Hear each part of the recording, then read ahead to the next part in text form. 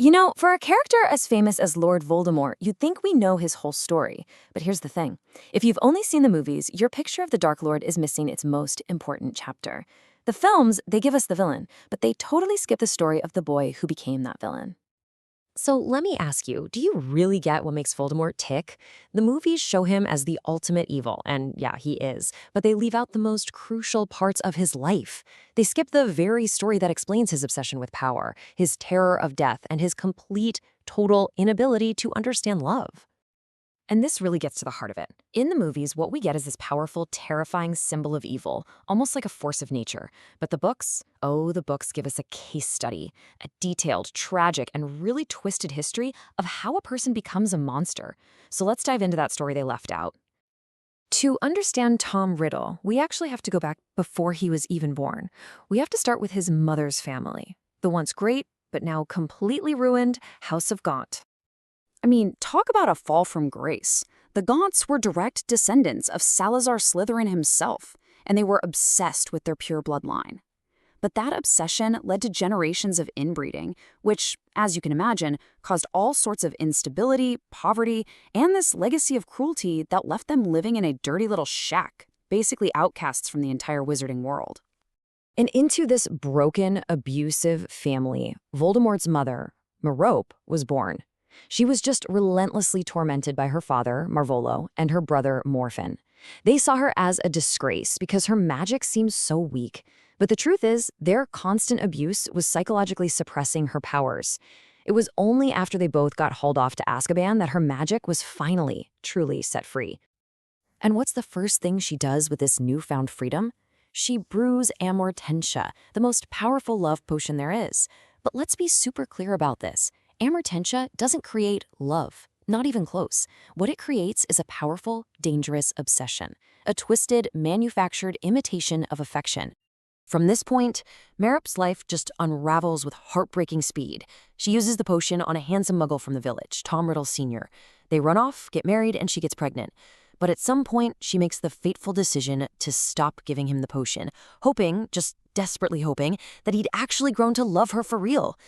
He hadn't. He left her on the spot, pregnant, alone, and completely shattered.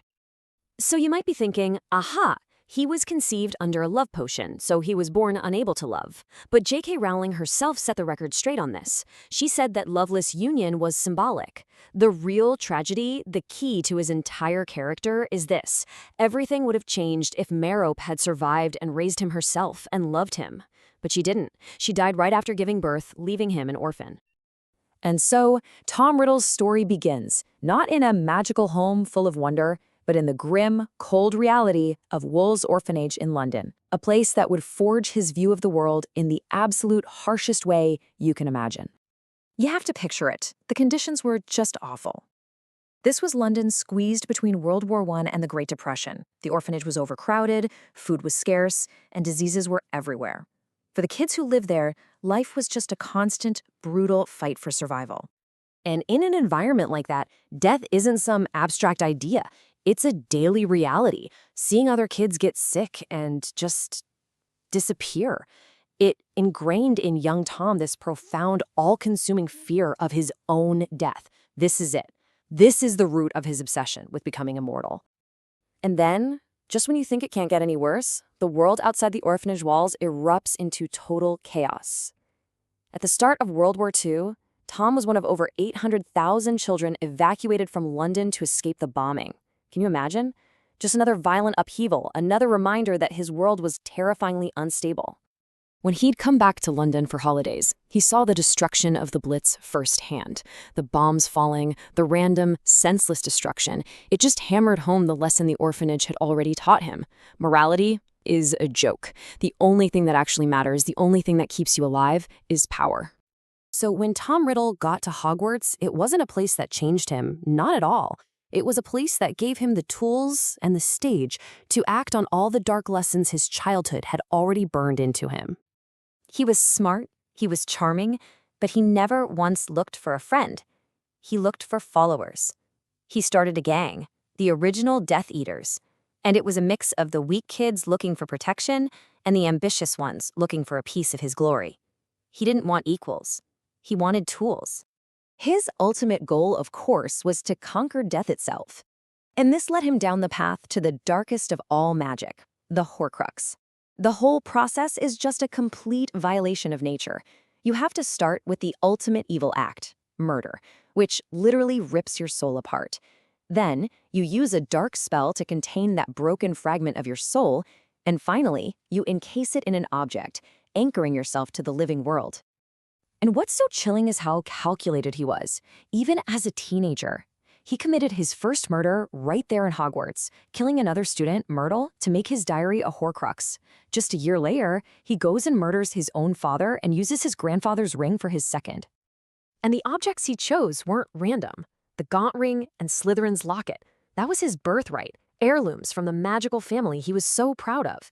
The cup and the diadem were relics from Hogwarts, the only place he ever really considered home.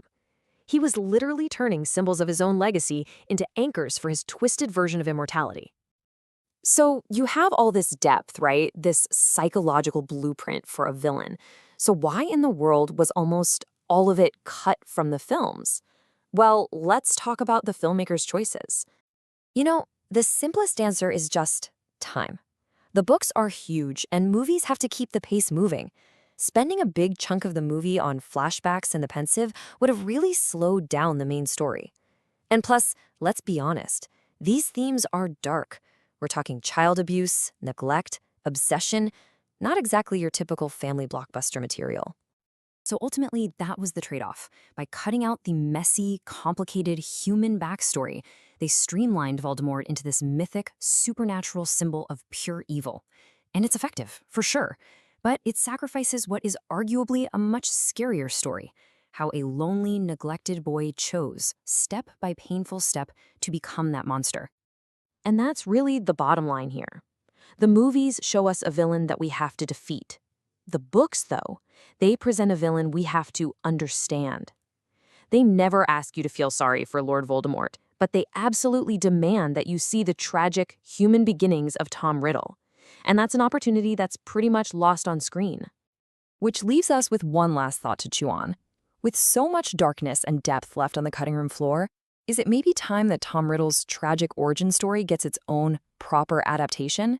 It's a pretty interesting question, and I'd love to know what you think.